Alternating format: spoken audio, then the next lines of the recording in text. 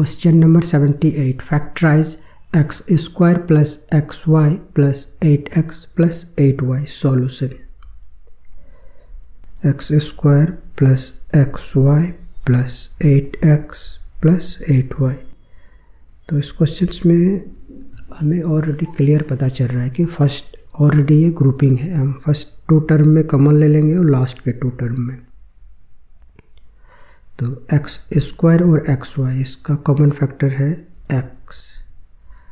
तो x square से x common लेंगे तो एक्स बचेगा और एक्स वाई में से हम एक्स कॉमन लेंगे, यहाँ वाई बचेगा। और सेकंड वाले लास्ट के टू टर्म में हमें क्लियर पता चल रहा है 8 इनका कॉमन फैक्टर है।